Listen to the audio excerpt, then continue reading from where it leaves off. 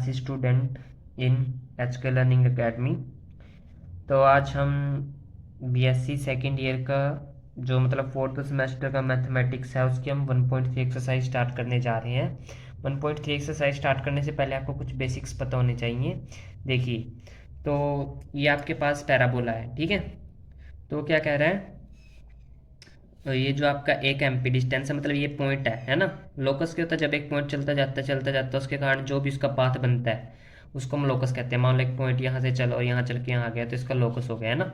तो मतलब कि एक पॉइंट मान लिया हमने यहाँ पे पी लिया पॉइंट, जिसका यहाँ से एक्स एक्सिस से डिस्टेंस ये पी एम है और वाई एक्सिस से पी टू एन है, मतलब पी एन है, ठीक है।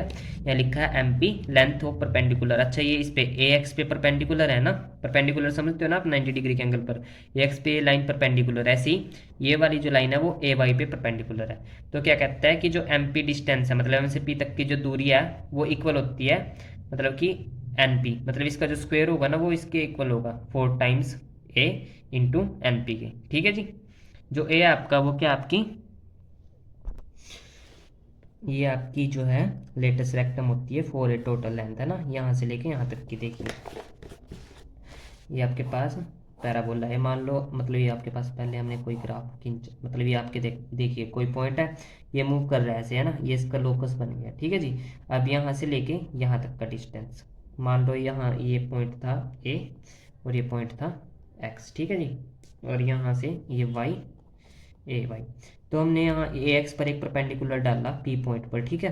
तो ये तो डिस्टेंस मान लो क्या हो गया पी एम, जो पी एम का स्क्वायर होगा, मतलब इसका डिस्टेंस जो होगा अगर हम उसका स्क्वायर ले वो इक्वल होगा 4a इंटू ये डिस्टेंस यहाँ से यहाँ तक का, मतलब ये डिस्टेंस क्या हो गया, मान लो है ना पी एन, ठीक है। यहाँ से यहाँ तक का डिस्टेंस पी एन के, और ये 4a की होती है लेंथ ऑफ लेटेस्ट रेक्टम होती है, लेंथ ऑफ लेटेस्ट रेक्टम। और ये लेंथ ऑफ ये लेटेस्ट रेक्टम होती है यहाँ से यहाँ तक की, ये हाफ 2a होती है और ये भी 2a होती है। तो यहाँ से यहाँ तक का टोटल डिस्टेंस कितना हो गया, 4a। समझ में आ गया, मतलब कि अगर आपका डिस्टेंस निकालना है ना, मान लो आपको पी एन डिस्टेंस निकालना है तो किसके इक्वल आएगा, पी एम का स्क्वायर अपॉन 4a। मतलब यहाँ से यहाँ तक की दूरी अगर आपको पता है और आपको लेटेस्ट रेक्टम की लेंथ पता है तो आप क्या करो, उससे डिवाइड कर दो उसके स्क्वायर को, तो आपके पास पी एन की वैल्यू आ जाएगी, ठीक है जी। अच्छा चलिए अब देखें, अच्छा पी एन, अच्छा परपेंडिकुलर इस लाइन पे है ना ए से एक्स से, तो आप इसे एन पी भी लिख सकते हो, ठीक है। कभी कहो कि पी एन लिख दिया जबकि परपेंडिकुलर डायरेक्शन इसकी एन से पी है, तो आपकी मर्जी, आप एन पी लिख लो इसको, ठीक है जी। अब देखिए, अगर मान लो दो लाइन, जैसे मान लो ये लाइन थी ना इसके ऊपर परपेंडिकुलर और एक ये लाइन थी परपेंडिकुलर, मतलब ये जो लाइन है वो इस लाइन पे परपेंडिकुलर है और ये लाइन इस लाइन पे परपेंडिकुलर है। तो मान लो इस लाइन की इक्वेशन, एक लाइन की इक्वेशन होगी A X plus B Y plus C is equal to zero, और एक लाइन की इक्वेशन होगी मान लो B X minus K Y plus C dash is equal to zero.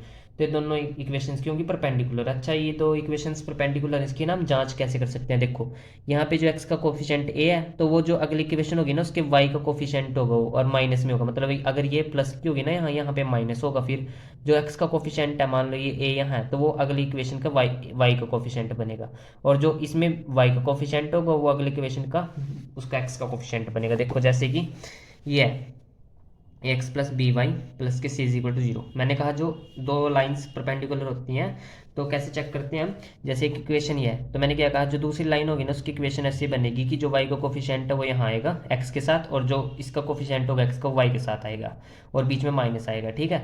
तब हम कंपेयर करके बता सकते हैं कि जो दो लाइन्स हैं वो क्या होंगी, परपेंडिकुलर होंगी, ठीक है। तो इनकी जो जनरल इक्वेशन हो कैसे लिखते हैं, if the two lines are perpendicular, अगर ये दो लाइन परपेंडिकुलर हैं तो इसकी इक्वेशन हम ऐसे लिखेंगे X plus B Y plus C, ठीक है जी।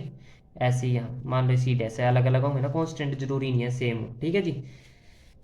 तो अपॉन रूट के अंदर, अच्छा इसका स्क्वायर लेंगे और इसका ए का स्क्वायर, और यहाँ पे वाई का कोफिशिएंट बी का स्क्वायर, ठीक है,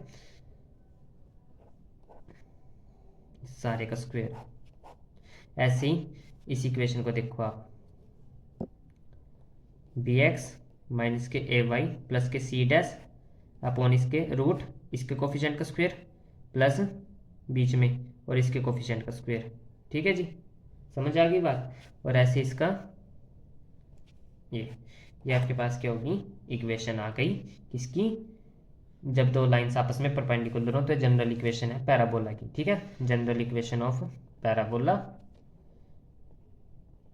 when two lines are perpendicular. ठीक है जी। जब भी दो लाइंस परपेंडिकुलर होंगी, मैंने आपको जांच करने की विधि बता दी है कि पहले आप ऐसे जांच करोगे कि मेरी लाइन परपेंडिकुलर है, मतलब आपको अगर मान लो आप क्वेश्चन करोगे तो कई बार श्योर नहीं होते ना हम कि क्या हम ठीक कर रहे हैं, तो आपको अगर आपके पास सोल्व करते करते ऐसे आ गई, मान लो आपके पास एक क्वेश्चन में वैल्यू आई, इक्वेशन आई आखिरी में निकल के, और एक आई 6x माइनस के 5x प्लस के 14 इज इक्वल टू 0, तो आप यहाँ से ही पता लगा लोगे। देखो यहाँ का 5, यहाँ भी 5 है, यहाँ 6, मतलब y का जो कोफिशिएंट है वो अगली लाइन में x का कोफिशिएंट है, एक में यहाँ प्लस है यहाँ माइनस, और बाकी चलो ये तो अलग हो सकते हैं। तो यहाँ से आप पता कर सकते हो कि हाँ ये लाइन सच में क्या होंगी, आपस में परपेंडिकुलर होंगी। ठीक है। अच्छा, अब हमें ना इनका हेल्प लेके क्या निकालना, लेंथ ऑफ लेटस रेक्टम। ठीक है जी। और क्या निकालना है, एक्सिस ऑफ पैराबोला। और क्या निकालना है, टेंजेंट एट वर्टेक्स। देखिए जब भी आप कोई क्वेश्चन सोल्व करोगे, आपको पहले तो यहाँ तक करना करके आना पड़ेगा सोल्व। ठीक है। अब आप निकालेंगे लेंथ ऑफ लेटस रेक्टम। ठीक है जी। लेंथ ऑफ लेटस रेक्टम आप कैसे निकालोगे, ये के आएगा यहाँ पे। ठीक है। तो जो इस साइड इक्वेशन का जो कोफिशिएंट होगा ये जैसे के, वो आपको बताएगा लेंथ ऑफ लेटस रेक्टम। ठीक है। इसको ऐसे कंपेयर करो ना आप, जैसे इसमें नहीं था वो एक्स का square is equal to 4ax, तो लेटेस्ट रेक्टम होता था ना, देखो यहाँ भी तो स्क्वायर हो रहा है, मतलब ये सारा एक्स की जगह आ रहा है ना, और ये 4a की जगह आ रहा है, और ये एक्स की जगह आ रहा है, मतलब सॉरी यहाँ वाई मान लो ना, फिर ये यहाँ वाई स्क्वायर, यहाँ एक्स कुछ भी मान लो, ये एक्स की जगह आ रहा है, वाई की जगह आ रहा है, और ये लेटेस्ट रेक्टम को बता रहा है ना 4, अगर हम इसको कंपेयर करें इस इक्वेशन से। तो एक्सिस ऑफ पैराबोला क्या होती है, ये वाली। ठीक है। ये जो जब आपके पास ना आखिरी में ऐसी सी कंडीशन आई, जब आप क्वेश्चन सोल्व करोगे तो उसके अंदर ना ये इक्वेशन जो यहाँ पे होगा ना, बस वो इक्वेशन आपकी क्या होगी, एक्सिस ऑफ पैराबोला। ठीक है। जब आप कंपेयर करोगे आगे, तो टेंजेंट एट वर्टेक्स की जो इक्वेशन होगी वो आपको यहाँ से मिलेगी, ये वाली। ठीक है। बस आपको ऐसे ही कंपेयर करके लिखना है, मतलब आपको बस ये निकालनी है वैल्यूज। ठीक है। वो मैं आपको क्वेश्चन करूँगा, आपके पास आखिरी में ऐसी सिचुएशन आएगी, बस उसमें आपको आखिरी में क्या करना है, जैसे ये बनेगी आपको कंपेयर करके वैल्यू निकालनी है, जो भी यहाँ इस ब्रैकेट के आगे होगा बस वो लेंथ ऑफ लेटेस्ट रेक्टम होगी, जो भी कॉन्स्टेंट वैल्यू होगी, और स्क्वायर के अंदर जो भी यहाँ इक्वेशन होगी वो एक्सिस ऑफ पैराबोला होगी, और जो भी ये वाली इक्वेशन होगी वो टेंजेंट एट वर्टेक्स होगी। ठीक है जी। चलिए।